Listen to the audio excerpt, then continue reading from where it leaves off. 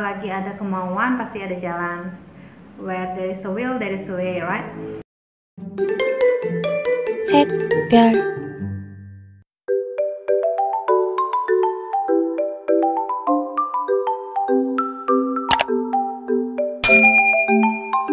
Assalamualaikum warahmatullahi wabarakatuh. Hello everyone, you see me again. Well guys, makasih sebelumnya buat teman-teman yang masih menonton video-video aku. Hari ini aku akan share ke teman-teman semua tentang apa ya? Mungkin kiat-kiat, rahasia, enggak juga, mungkin tips ya. Tips yang bisa aku share ke teman-teman dari aku berdasarkan pengalaman aku sendiri 2 kali lolos seleksi beasiswa LPDP. Alhamdulillah waktu S2 tahun 2017 aku mengikuti seleksi LPDP untuk jenjang magister dan aku selesai pendidikan S2-nya di 2019.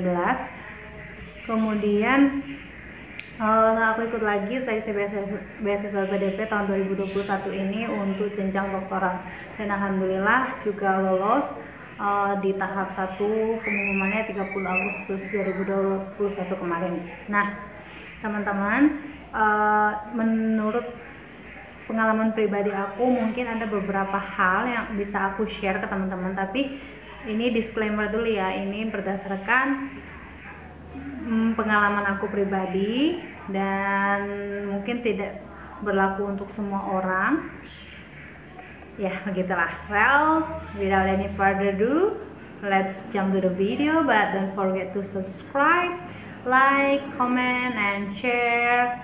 Kalau video ini bermanfaat, semoga manfaatnya lebih banyak untuk lebih banyak orang. Thank you.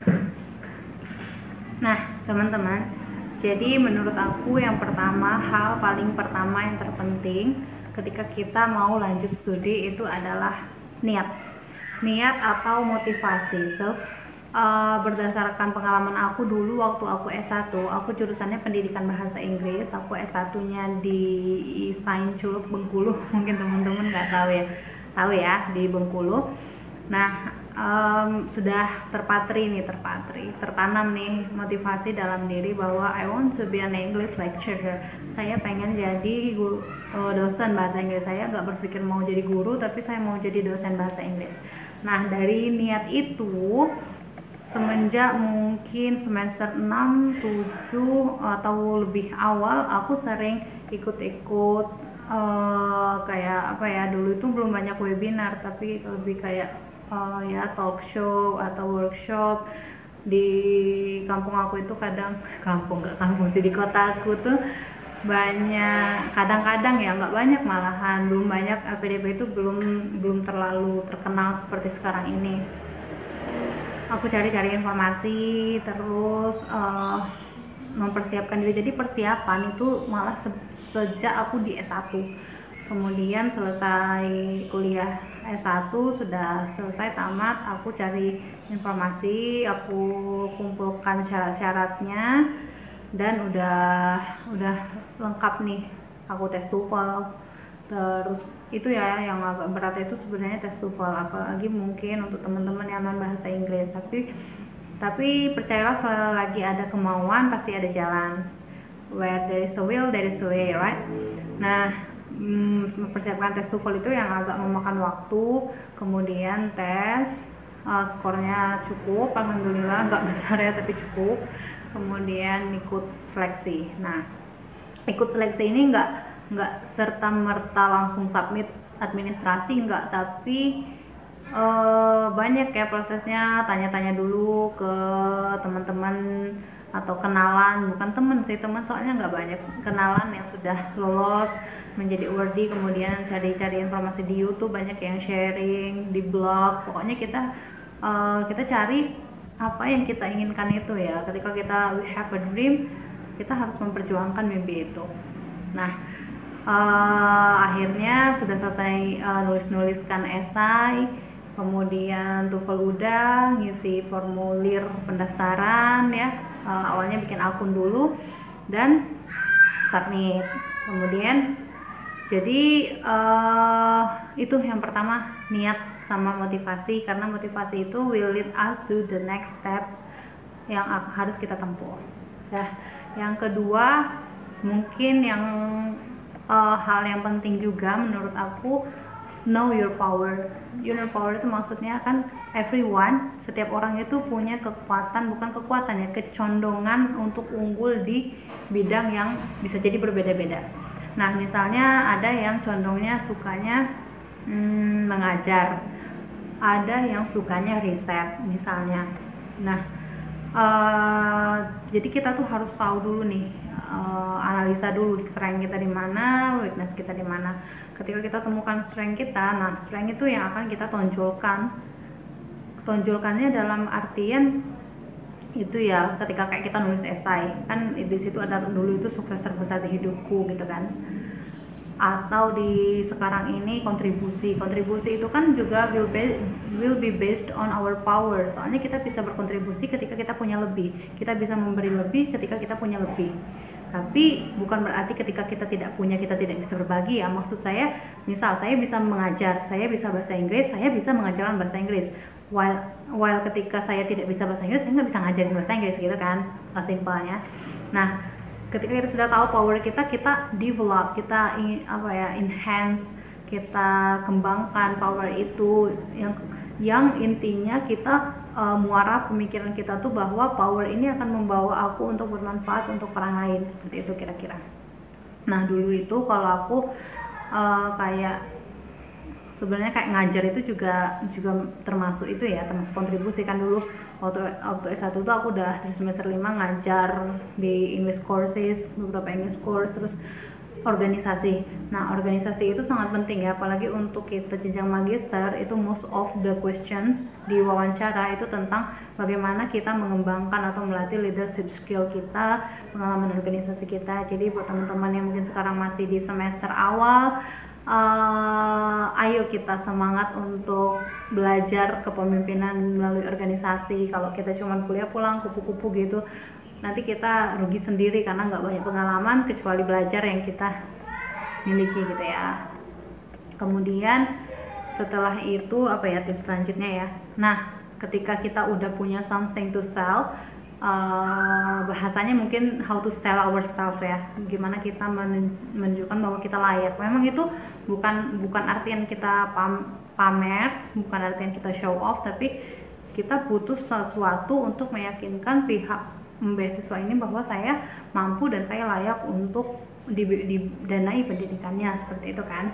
Soalnya PDP juga nggak mungkin sembarangan memilih orang. Nanti kalau orangnya yang dipilih sembarangan udah didanai terus nggak lulus sekolahnya, nggak selesai, kan PDP juga yang rugi gitu.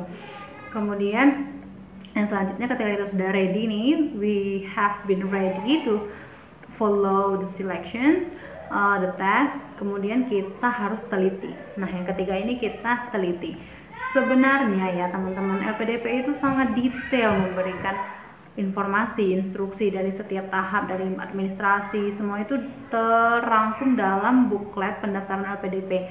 Dan jika memang ada sesuatu yang teman-teman kurang paham atau harus ditanyakan, itu CSO LPDP, CSO itu ya kayak customer service-nya itu selalu ready. Kalau kita email aja itu akan selalu dibalas. Atau sekarang ada tiket bantuan, itu akan selalu dibalas. Menurut pengalaman saya juga ya, nggak pernah saya diabaikan. Oke. Jadi harus teliti ketika kita mulai mempersiapkan berkas atau mensubmit berkas kayak nomor-nomor. Soalnya teman-teman, ternyata ketika seleksi administrasi itu ribuan yang gugur, tidak sedikit kan. Nah kita tuh harus antisipasi, jangan sampai gara-gara kesalahan misalnya nomor ijazah atau nomor TOEFL, nomor sertifikat TOEFL atau dan lain-lain, itu gara-gara hal sepele seperti itu kita harus menunggu tahun depan lagi untuk ikut seleksi selanjutnya, jangan sampai.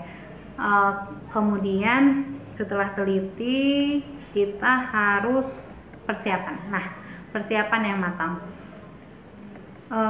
terkenal ya, kalau khususnya untuk orang muslim seperti saya, manjada wajada, siapa yang bersungguh-sungguh pasti dia dapat. Bukan pasti sih dapat lah, pokoknya intinya kita itu harus bersungguh-sungguh, berikhtiar ketika memang itu sudah ikhtiar maksimal kita serahkan saja kepada Allah ya. Persiapannya itu kalau saya setiap jenjang tes, misalnya administrasi perlunya apa, terus kita persiapannya bagaimana. Kayak administrasi persiapannya kita nulis esai, kita tanya-tanya dulu sama awardee itu seperti apa yang dimau LPDP itu. Atau kalau saya dulu saya buat nih esai, dua-duanya ya, pas di S2 atau di S3 ini saya buat esainya sendiri dulu, cari referensi, kemudian saya minta tolong awardee yang sudah kenalan yang sudah jadi awardee, atau even yang ketiga itu ke S3 itu saya minta tolong profesor saya di S2 untuk mereview esai dan proposal penelitian saya. Jadi kita kadang kita sudah merasa wah sudah cukup bagus, tapi kita butuh masukan orang untuk melihat dari sudut pandang lain, kadang seperti itu. Jadi membuat hasil kerja kita juga jadi lebih baik. Kemudian banyak berdoa teman-teman. Tips selanjutnya itu banyak berdoa. Itu salah satu dari ikhtiar kita ya, usaha dan berdoa. Ketika kita sudah usaha, berdoanya kita kencangkan. Kemudian jangan lupa minta doa restu dari keluarga, misalnya kalau yang sudah menikah mungkin dari suami, istri, orang tua, even saya ke anak saya yang umur 3 tahun saya minta doanya ya nak, gitu mungkin kalau saya ya teman-teman. Pokoknya saya percaya ketika kita mendapatkan sebuah keberuntungan, itu juga salah satunya doa dari orang-orang terdekat kita ya. Kemudian kalau saya pribadi juga, menurut saya the power of sedekah juga. Ketika kita punya hajat, keinginan, sedekah itu sangat membantu. Walaupun mungkin selama ini sedekah tapi nggak terlalu sering atau nggak terlalu rutin gitu ya. Pas lagi ada hajat dirutinkan, itu saya ya. Semoga kedepannya bisa lebih istiqomah ya. Kemudian teman-teman, kemudian ketika kita sudah melakukan semua yang terbaik, we have done the best thing that we can, kita serahkan ke Allah. Nah, itu harus gimana ya, ngomongnya mudah tapi menjalankannya memang not that easy. Nah, percaya saja ketika kita misalnya lolos, itu adalah jalan terbaik. Ketika kita tidak lolos pun jalan terbaik. Mungkin tidak lolos saat ini, kita harus belajar dari kesalahan mungkin atau kita punya jalan rezeki yang lain, yang awalnya mau dalam negeri nggak lolos, kemudian lolos yang di luar negeri, kayak gitu juga banyak teman-teman awardee yang sharing seperti itu. Nah, intinya usaha menurut saya nggak mengkhianati hasil, dan hasilnya itu pun nggak harus selalu berhasil, karena hasil itu nanti gagal pun akan memberikan kita pelajaran. Kenapa saya kayak motivator ya jadinya. Nah, mungkin itu ya teman-teman yang bisa saya share.